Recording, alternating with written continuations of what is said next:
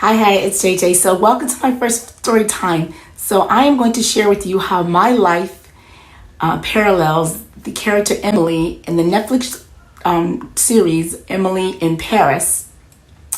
And it parallels my experience, my second year after law school, working in Miami, Florida for a small law firm, and working for a person who's similar to this Emily's boss, Sylvie, in Emily in Paris.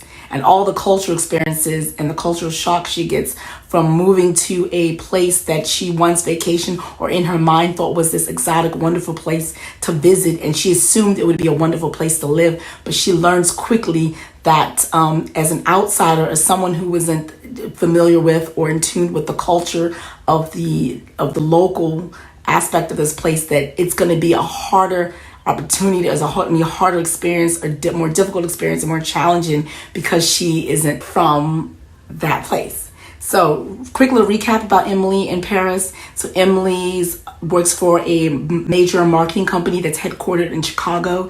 And so she gets an opportunity once her company purchases a small marketing company in Paris to be the American eyes and ears and liaison to go help that company transition to this new ownership. So it's a wonderful opportunity for her. She has a 1-year job there.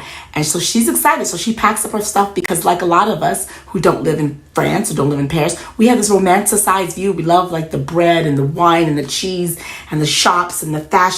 Everything about Paris is just so exciting to us. But then when she gets there, she learns quickly that it's a little bit harder because she doesn't speak French. And so that's a big thing. And then also culturally, a lot of her Americanness is just it's foreign, and it doesn't really tune well, gel with her coworkers, either the people she encounter in her building, just socially. So anyway, so similar to my experience. So my second year in law school, I had an opportunity to work for a small law firm in Miami.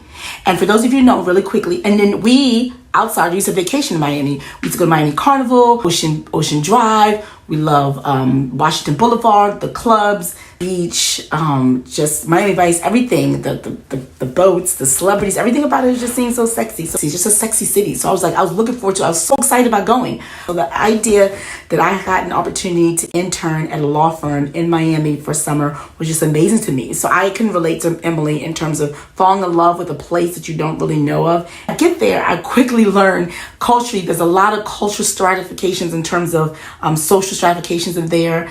There's certain economic stratifications that I wasn't aware of when I got there. It was just eye-opening to me. I didn't like it, and I was like, wow. Also, where I was, my office was in Miami, which is Dade County, which is Miami proper. It's huge Cuban influence, but Spanish is big, and I didn't speak Spanish well enough. And so that, like similar to Emily, who doesn't speak French, I didn't speak Spanish enough. And so I found that people had a hard time accepting me, and I had a hard time getting around because I didn't speak Spanish. Even with coworkers and socializing, difficult. And even though Florida, Miami is in the United States, in every region they have certain cultures that are just so predominant and strong that everything about their native culture sort of takes over.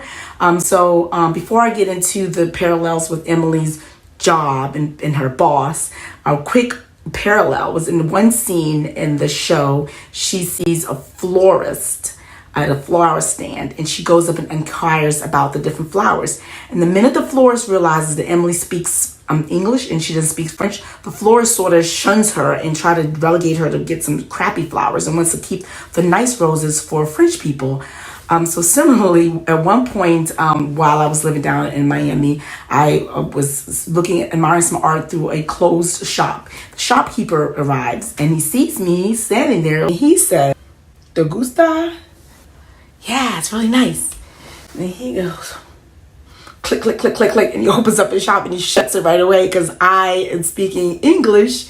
So that means he can't relate to me because everything down there, the culture, the Spanish influence of the Cubans, so strong that you have to speak Spanish. Similar to how Emily has to speak French in order to get treated well. So I just could relate on that level. The second level I could relate to it before I get to talking about her boss is that where she moves into this apartment. It has 5 stories, no elevator. And one time the shower goes out, it's essentially a dump. It's a 500-year-old building or something like that. Similarly, when my husband and I moved down there, he helped me move down there. He drove my car down, he drove me. And so I could take the auto train back home at the end of the internship.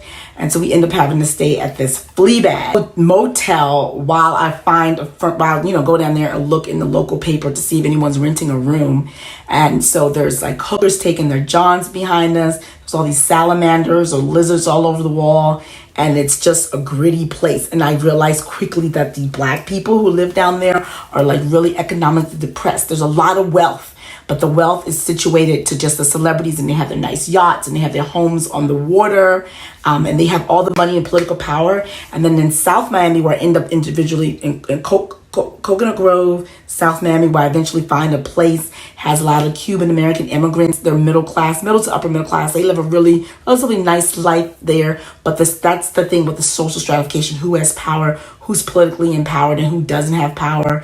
And the different pockets. They have little Havana, little Haiti, and it's just culturally was just like a shock. Nothing like I experienced as a visitor. So in the show, in the first 2 episodes, you see Emily is similarly realizing that Paris in France isn't what she, in her American eyes, thought it was. And then she's starting to realize cultural and all sorts like that. So that was one parallel that I can relate to.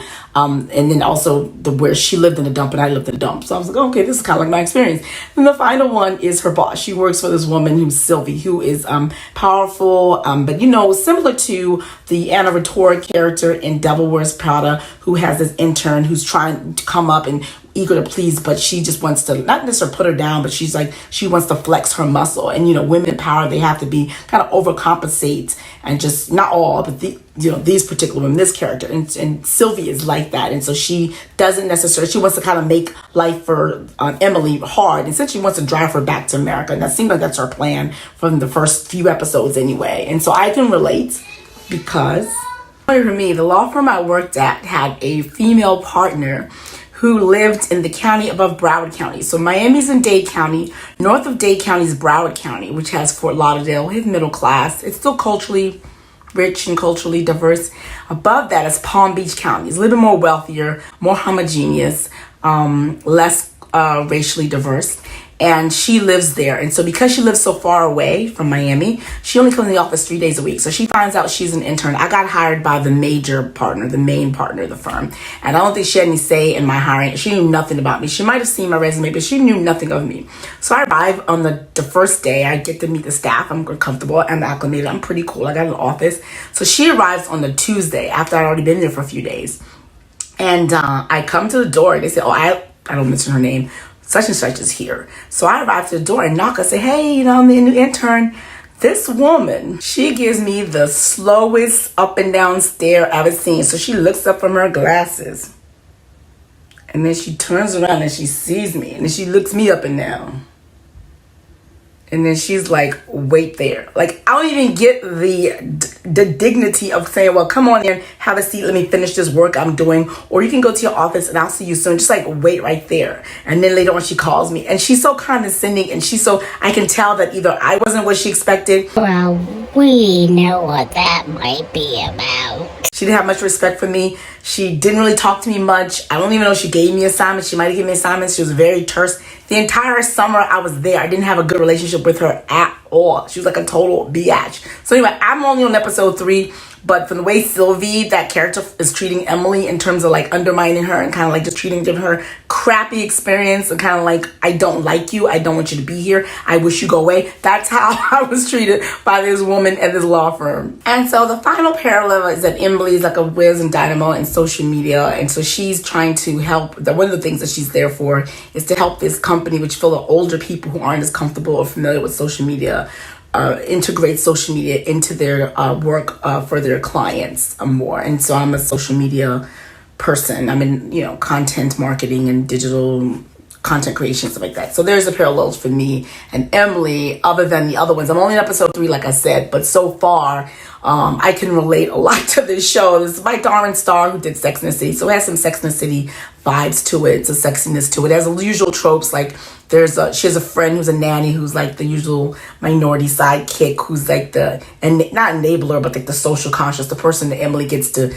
talk all her issues and problems with, who provides her comfort, who has no depth whatsoever. You don't know anything about this character other than the fact that she's just a supporting role to Emily, which is typical. But anyway, other than that, I like it so far. hearted. It's not necessarily deep in depth, and it's kind of like has some superficial levels to it, superficial aspects of storytelling to it, and stereotypical sort of stuff. But it's still fun. It's light. It's it's a contrast to some of the other shows that I'm watching right now. What's the one with Zendaya? I forget the name of it.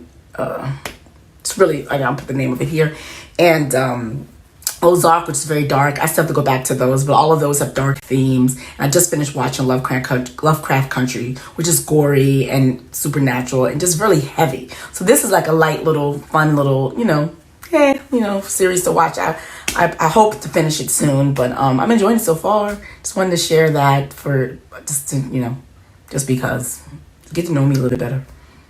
And I have so many stories. My life has so many interesting stories.